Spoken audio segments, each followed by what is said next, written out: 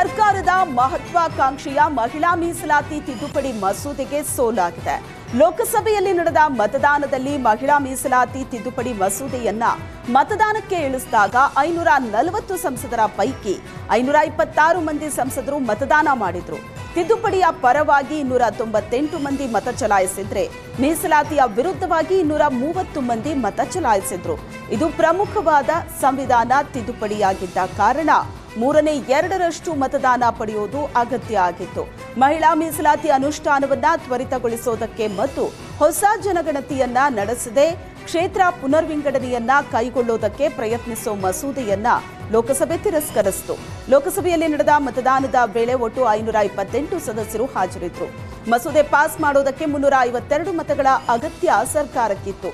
ಕೇವಲ 54 ಮತಗಳ ಅಂತರದಿಂದ ಮಸೂದೆಯನ್ನ ಅಂಗೀಕರಿಸಲು ಸಾಧ್ಯವಾಗಲಿಲ್ಲ. ಸುಡುವ ಬಿಸಿಲಿನ ಬೇಗೆಯಿಂದ ಕಂಗಾಲಾಗಿರುವ ರಾಜ್ಯದ ಜನರಿಗೆ ಬೆಲೆ ಏರಿಕೆಯ ಬಿಸಿ ತಟ್ಟಿದೆ. ಕರ್ನಾಟಕ ವಿದ್ಯುತ್ ನಿಯಂತ್ರಣ ಆಯೋಗ ವಿದ್ಯುತ್ ದರವನ್ನು ಏರಿಕೆ ಮಾಡಿ ಅಧಿಕೃತ ಆದೇಶ ಹೊರಡಿಸಿದೆ. ಈ ಹೊಸ ಆದೇಶದ ಅನ್ವಯ ಪ್ರತಿ ಯೂನಿಟ್ ವಿದ್ಯುತ್ ಬಳಕೆಯ ಮೇಲೆ 56 ಪೈಸೆ ಹೆಚ್ಚುವರಿ ಹೊರೆಯನ್ನ ಗ್ರಾಹಕರು ಹೊರಬೇಕಾಗಿದೆ. ಕೆಇಆರ್ಸಿ ಹೊರಡಿಸಿರುವ ಆದೇಶದ ಪ್ರಕಾರ ಈ ದರ ಏರಿಕೆಯು 2024-25 ಆರ್ಥಿಕ ವರ್ಷದ ಆದಾಯದ ಕೊರತೆಯನ್ನ ಸರಿದೂಗಿಸೋದಕ್ಕೆ ಮಾಡಲಾದ ಟ್ರೂ ಅಪ್ ಪ್ರಕ್ರಿಯೆಯಾಗಿದೆ. ಉತ್ತರ ಕನ್ನಡ ಜಿಲ್ಲೆಯ ಮುರುಡೇಶ್ವರ ಕೆಎಸ್ಆರ್ಟಿಸಿ ಬಸ್ನಲ್ಲಿ ಬೆಂಕಿ ಕಾಣಿಸಿಕೊಂಡಿದ್ದು ಯಾವುದೇ ಪ್ರಾಣಹಾನಿ ಸಂಭವಿಸಿಲ್ಲ. ಮುರುಡೇಶ್ವರದ ಮಾವಳ್ಳಿ ಗ್ರಾಮ ಪಂಚಾಯತ್ ಬಳಿ ಘಟನೆ ನಡೆದಿದೆ. ಭಟ್ಕಳದಿಂದ ಕುಮಟಾ ಕಡೆ ತೆರಳುತ್ತಾ ಇದ್ದ ಸರ್ಕಾರಿ ಬಸ್ಸಿನ ತಳಭಾಗದಲ್ಲಿ ಕಾಣಿಸಿಕೊಂಡಂತ ಬೆಂಕಿ ತಕ್ಷಣವೇ ಪ್ರಯಾಣಿಕರು ಬಸ್ನಿಂದ ಇಳಿದಿದ್ದಾರೆ.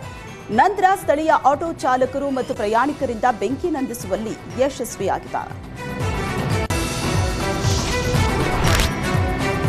ಚಾಮರಾಜನಗರ ಜಿಲ್ಲೆಯ ಗುಂಡ್ಲುಪೇಟೆಯ ತಹಶೀಲ್ದಾರ್ ಕಚೇರಿಯ ಬಳಿ ಬಿಜೆಪಿ ಪ್ರತಿಭಟನೆ ಮಾಡಿತು. ಗುಂಡ್ಲುಪೇಟೆ ಪಟ್ಟಣದಲ್ಲಿ ಡೆಡ್ಲಿ ಟಿಪ್ಪರ್ ಹಾವಳಿ ತಪ್ಪಿಸುವಂತೆ ಬಿಜೆಪಿ ಪ್ರತಿಭಟನೆ ನಡೆಸಿದ್ರು.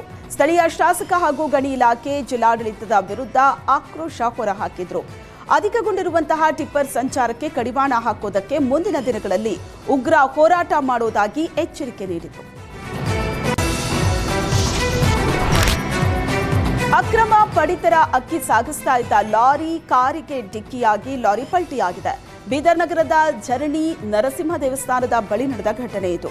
ಲಾರಿ ಚಾಲಕ ಕಾರ್ನಲ್ಲಿದ್ದವರು 6 ಜನರಿಗೆ ಚಿಕ್ಕ ಪುಟ್ಟ ಗಾಯ ಆಗಿದ್ದು ಆಸ್ಪತ್ರೆಗೆ ದಾಖಲಾಗಿದ್ದಾರೆ.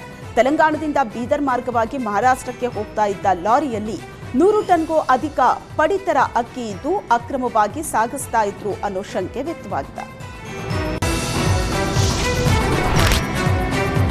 ಬಾಗಲಕೋಟೆ ಜಿಲ್ಲೆಯ ಜಮಖಂಡಿ ಕಾರಾಗೃಹಕ್ಕೆ ಎಡಿಜಿಪಿ ಅಲೋಕ್ ಕುಮಾರ್ ಭೇಟಿ ನೀಡಿದ್ರು. ಕಾರಾಗೃಹದ ಭದ್ರತಾ ವ್ಯವಸ್ಥೆ, ಸೌಲಭ್ಯ, ಸ್ವಚ್ಛತೆ ಕುರಿತು ಪರಿಶೀಲನೆ ನಡೆಸಿದ ಅಲೋಕ್ ಕುಮಾರ್ ಜೈಲುಗಳಲ್ಲಿ ಶಿಸ್ತಿನಿಂದ ಕರ್ತವ್ಯ ನಿರ್ವಹಿಸುವಂತೆ ಅಧಿಕಾರಿಗಳಿಗೆ ಸೂಚನೆ ನೀಡಿದರು.